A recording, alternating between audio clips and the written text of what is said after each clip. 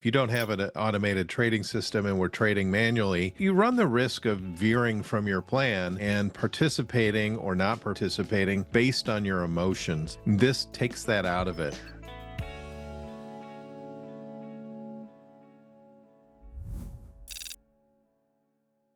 In this segment, we're going to discuss strategy automation. I'm joined today by Tom Snyder, CMT. Tom, thanks for being here. Mike, it's my pleasure. How you doing? Good, I'm doing good. So let's just get a couple of definitions out of the way. So strategy automation is the ability to take a back-tested set of rules and apply them to a market, and the strategy will make the entry and exit trades for you automatically hands-free. The reason we do this is that we want to be a little more disciplined. We want to stick to our rules. We want to stick to our plan, and it really adds a new layer of discipline to your trading. It also helps with the emotions, right? If you don't have an automated trading system and we're trading manually, you run the risk of veering from your plan and participating or not participating based on your emotions. This takes that out of it. Just remember that no matter how well you test a strategy, you could run into 1, 2, 3 consecutive trades that don't go your way. And that's hopefully something that doesn't happen, but we just have to be aware that not all trading strategies are 100%. This is the micro NASDAQ December contract in this example. It's a 1-minute chart. I know we decided to test everything on a daily basis and look at daily data, but you can also apply a strategy to an intraday chart. And of course, you would want to test it to that time frame. In this case, for the purposes of education, we're applying our strategy 3-period moving average, crossing the 10-period moving average to a 1-minute chart so we can show you what those trades might look like. I mean, if we were on a daily chart, this session would have to be several weeks long in order to see a couple of trades. So using a 1-minute chart is just for demonstration purposes only here, so we can see those crosses in real time and show you what you can expect from the automation process. Exactly. Let's take a look. So right now you can see this looks like a strategy that we've seen before that we've put on our chart, and it has notated where we have taken or would have taken trades as the case may be. Now, this is a mix. What we're seeing now is a mix of history of trades that we would have taken had we had this enabled, but also we've actually taken a trade already today using this automated strategy. So when I say a mix, this is what the strategy would have done, and then once we enable it, it actually is trading. So how do we enable that, Mike?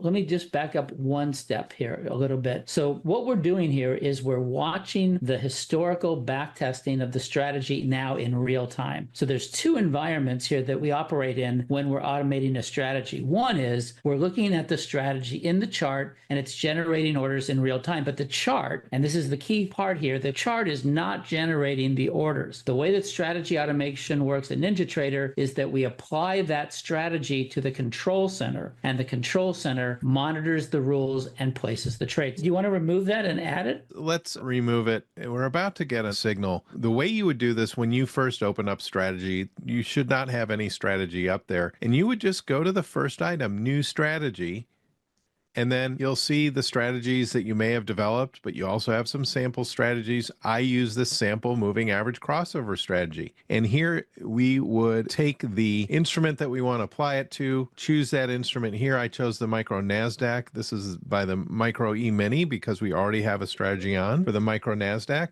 And we would make sure that this reflects what chart type we're looking at. A minute chart, it's 1 minute. And pretty much everything else works the way we want it to. Here, we would want to make sure our parameters are set to that backtested strategy. But if you've saved that backtested strategy or that optimized strategy as its own strategy, then those should already be filled out. We hit OK. And now I've got 2 strategies working. I have one that we see on the chart here, which is the NASDAQ, but I'm also watching it here in the E-mini. Now I have not enabled it. This is the key. You can add a strategy to that strategy panel, but until you enable it, it's just sitting there waiting to work. It isn't active. There's a drop down there that I just want to talk about. If you scroll down a little bit, it says calculate. So let's click on calculate. So the strategy that you have in the chart, it evaluates the rules based on a cadence that you set here. Now the strategy can either calculate just 1 time per bar, evaluate the rules, and then generate orders, or it can evaluate the strategy on every tick. In which case, if once the rules are true, it will immediately send the orders intra-bar as they occur, or on a price change, which is very similar to each tick. If the price changes, and the rules are true, then the strategy will generate those orders the moment those rules are true.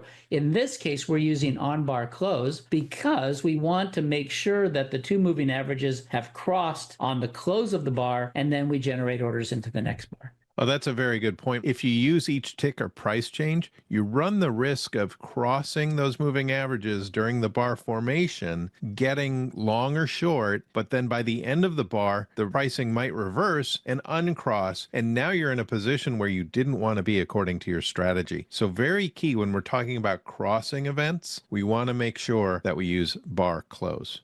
And now what we're looking at again is that mixture of historical data, historical trades. We really didn't trade here. This was applied to the chart, but once we enabled, which was back here, and we'll look at how you can tell, this is now trading according to those rules. And in a moving average crossover, if you don't have any other type of exit, you're always in the market. You're either long or short. So each one of these events creates an exit order that gets executed to close out your previous position. And then it does the same type of order to go the other direction. It's a stop and reverse study. So you'll see two different types of orders. You'll close your position and then you'll either sell short or buy.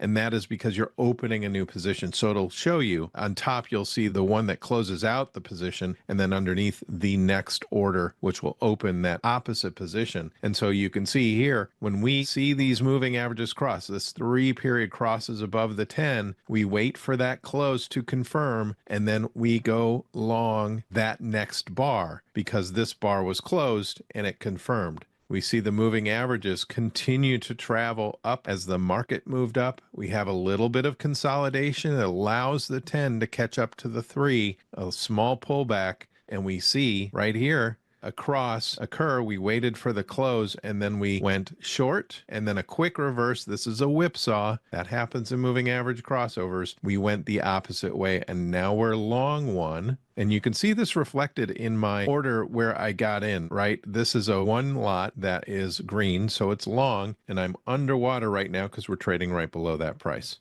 So, Tom, do you need to have chart trading turned on to see that little indication of long and short? Exactly. So the way I have my chart trader on, you can go up to the top of your chart. You see this egg beater on the side. You have off chart trader and chart trader hidden. I like to have that chart trader hidden just as a rule when I'm manually trading, but it'll also show if you have your chart trader on with the ticket on the window. If you turn this off, that indication that you're in a position on the chart disappears.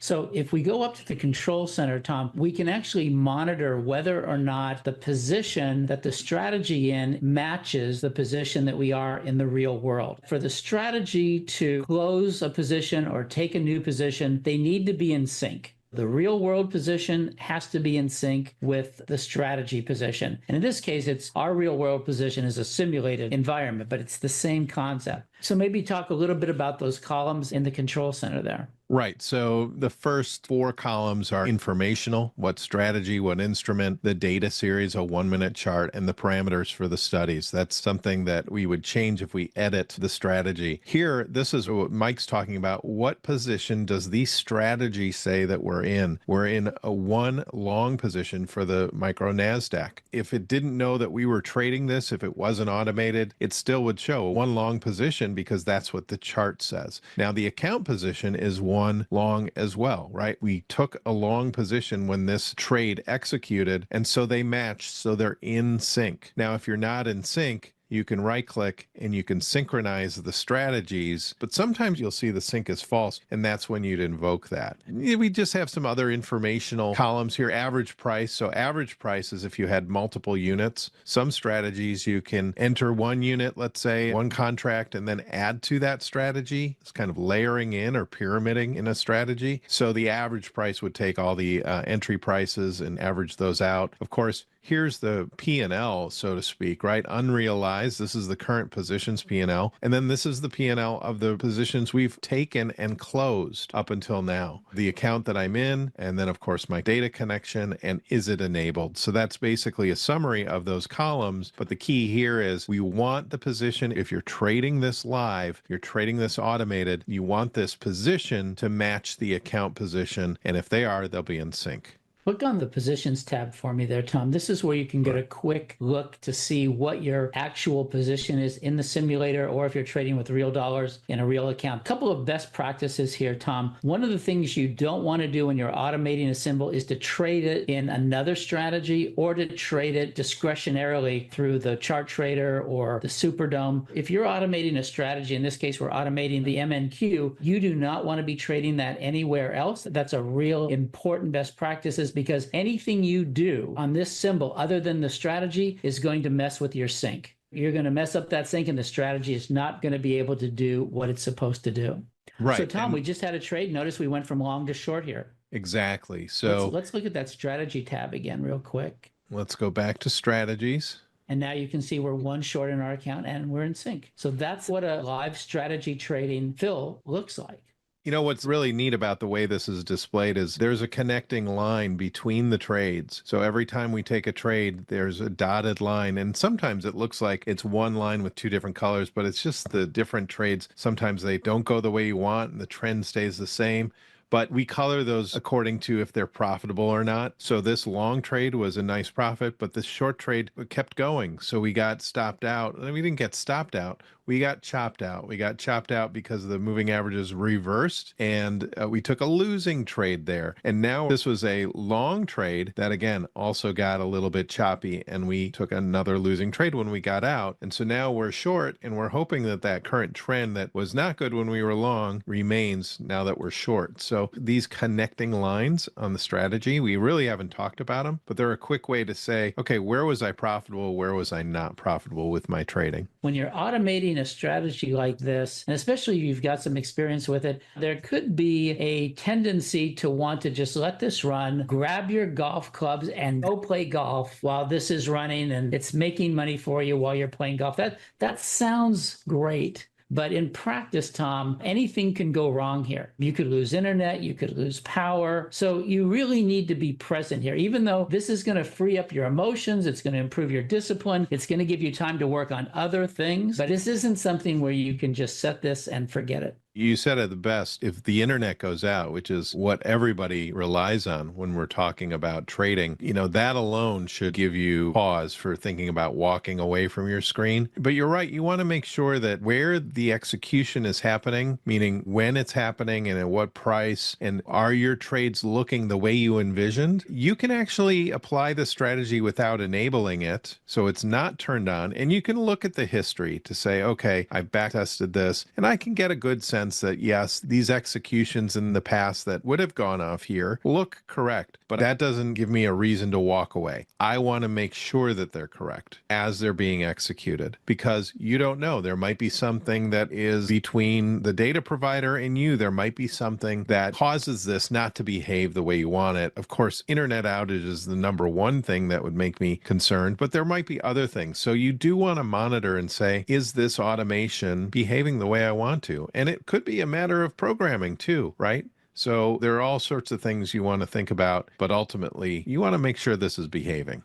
So, you know, there's a lot of things going on in a strategy. It could generate market orders or limit orders, and how those orders behave in real time can be a little bit different than how they behave historically. So it's really important to, once you backtest something, as Tom said, to forward test it. You don't have to forward test it with automation. You can forward test it, make sure everything is being generated like you expected. Once you have that confidence, then you can automate it in the simulator. Once you have confidence that that's working, you can automate this with your real dollar account with the smallest possible size to start, and then you build yourself up from there once you build confidence in the strategy.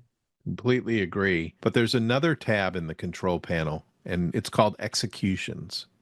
If you go to executions, these are the orders that are executed across your account. Now you have these different columns, and you have the actions, buys and sells, you have the quantities, all this information.